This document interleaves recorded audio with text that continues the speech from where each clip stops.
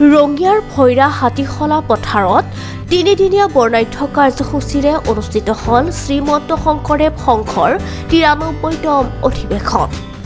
৯ ফেব্ৰুৱাৰীৰ পৰা অনুষ্ঠিত হোৱা অধিৱেশনত ভকত বৈষ্ণৱে ভিৰ কৰা ৰঙিয়া মৰাঞ্জনাৰ ভৈৰা হাতীখলা পথাৰ শংকৰী কৃষ্টিৰে মুখৰিত হৈ পৰে।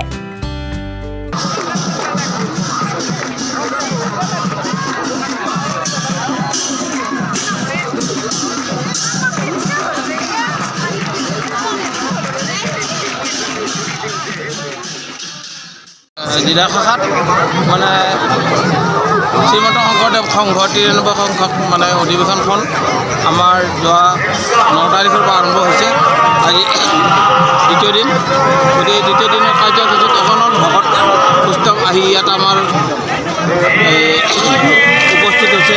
এই নামঘৰৰ সন্মুখত আজি ৰাতিপুৱাৰ পৰা ৭ বজাৰ পৰা মানে বহুত বাপ বান্ধৱ আইমাতৃ সমস্তই গুৰুজনাৰ গুৰুআসনৰ গুৰুজনাৰ শ্ৰীচৰণত সেৱা ভাগি লোৱাৰ কাৰণে ধেৰ লাইন পাতিছে আৰু আমাৰ বিভিন্ন কাৰ্যসূচী আজি চলি আছে।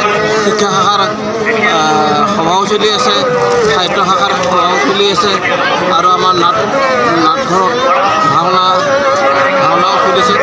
গতিকে আটাইখিনি বস্তু সুকলমে চলিছে। আমাৰ ভোজনালয়ত প্ৰতিটো বাৰতে আমি প্ৰায় ১০,০০০ মানুহক অন্ন দিব পাৰিছোঁ আৰু সেনেকৈ দি আছে। ১১টা বজাৰ পৰা আমাৰ ভোজনালয়ৰ দ্বাৰ খুলি দিয়া হৈছে আৰু এতিয়ালৈকে ভোজনৰ এতিয়া মোটামুটি ৪টা বা ৫টা বজালৈকে আমি ভোজনালয় দি আছোঁ। ভোজনালয়ত আমি দি আছোঁ আৰু যিখিনি পাৰোঁ আমি চাহ পানী যেনেকৈ সন্তুষ্ট কৰিব পাৰোঁ বা সমস্তক সেইখিনি আমি এই আদৰণীয় সমিতিৰ জৰিয়তে আমি সেৱা ধৰাৰ কাৰণে সকলো ভকত বৈষ্ণৱ বা তেখেতসকল যাতে কোনো ধৰণৰ অসুবিধা নহয়।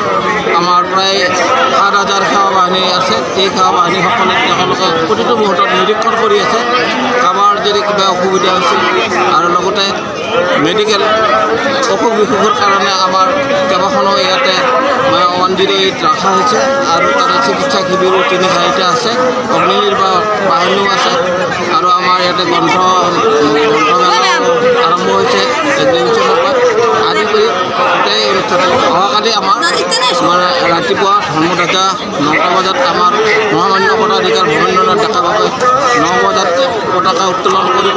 তাত আমাৰ ভক্তসকলক সকলোৱে সেই পতাকাৰ তলত ৯টা আগে ইয়াত অৱনীতি হ'ব। তাৰপিছত ভাগৱত ভ্ৰমণ হ'ব আৰু ১১টা বজাৰ মূল মঞ্চত মুকলি সভা অনুষ্ঠিত হ'ব। এই মুকলি সভাত আমাৰ অসমৰ লগতে বহুত ভকত বৈষ্ণৱক ইয়াত মানে নিমন্ত্ৰণ কৰা হৈছে। তাৰোপৰি অসমৰ মহামান্য ৰাজ্যপাল তেখেতকো ইয়াত আমন্ত্ৰণ কৰা হৈছে আৰু মুখ্যমন্ত্ৰী হিমন্ত বিশ্ব শৰ্মাকো নিমন্ত্ৰণ কৰা হৈছে। আজি সাহিত্য শাখাত আৰু শিক্ষা সমিতিত আমাৰ মানে বিশ্বজিৎ দৈমাৰী অধ্যক্ষ তেখেত উপস্থিত আছে। প্ৰাক্তন বিধায়ক সত্যব্ৰত কলিতাও উপস্থিত আছে আৰু আমাৰ ইয়াত মানে ভৱেশ কলিতা তেখেত আমাৰ কাৰ্যকৰী সভাপতি। তেখেত অহৰহ এই অধিৱেশনখিনি কেনেকৈ মানে ছাকচেছফুল কৰাৰ কাৰণে তেখেতৰ সহায় সহযোগ আটাইখিনি আমি পাইছোঁ আৰু তেখেতে এইখিনিকে মানে এতিয়াও তেখেতে এই সভাস্থলী এৰি যোৱা নাই। তেখেতে অহৰ্নিশে ইয়াত লাগি আছে আজি ৩ দিন ধৰি আৰু আমি আটাইৰে সহায় সহযোগ আমি কামনা কৰিছোঁ। এতিয়ালৈকে ইয়াত কোনো বিশেষ ঘটনা ঘটা নাই বা প্ৰশাসন বুলি ক'লে ইয়াত প্ৰশাসনে কোনো বস্তু কণ্ট্ৰল কৰিব নোৱাৰে। ইয়াত আমাৰ সেৱা বাহিনীৰ লোকসকলে মানে গোটেইখিনি সামৰি লৈ আমি কৃষ্ণৰ নাম লৈ সেৱা ধৰি তেখেতসকলক আমি যেনেধৰণে অহা যোৱা কৰিব লাগে বা কিবা অসুবিধা পালে আমি তেখেতসকলক অনুৰোধ কৰোঁ। গতিকে আমি এই ৯৩ সংখ্যক অধিৱেশনৰ কথা কৈ থাকিলেও ওলোকাই নপৰে। গতিকে মই মোৰ নাম ভৰত দাস, মই আদৰণীয় কমিটিৰ উপসভাপতি। গতিকে মই আমাৰ এইখিনি কৈ আপোনালোকে মানে হেৰি কৰি মই মোৰ বক্তব্য সামৰণি মাৰিছোঁ। ৰঙিয়াৰ পৰা দীপশিখৰ কলিতাৰ ৰিপৰ্ট, সংবাদ লহৰ।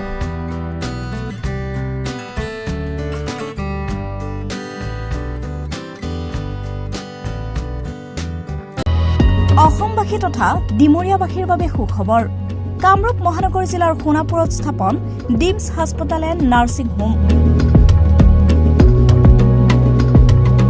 উপলব্ধ বিভাগসমূহ general medicine gynaecology general and laparoscopic surgery orthopaedic surgery paediatrics and neonatology palliative medicine pain clinic dermatology ENT urology দুৰ্ঘটনা আৰু জৰুৰীকালীন সেৱাৰ বাবে 24 ঘণ্টাই উপলব্ধ ডিমছ হাস্পতাল এণ্ড নাৰ্ছিং হোম অত্যাধুনিক সা সুবিধাৰে পৰিপূৰ্ণ ডিমছ হাস্পতাল এণ্ড নাৰ্ছিং হোমত উপলব্ধ digital X-ray 24 hours pathology ECG PAC clinic 24 hours RMO doctors ঠিকনা বৰঘাট সোণাপুৰ কামৰূপ মহানগৰ জিলা যোগাযোগৰ নম্বৰ 8009040080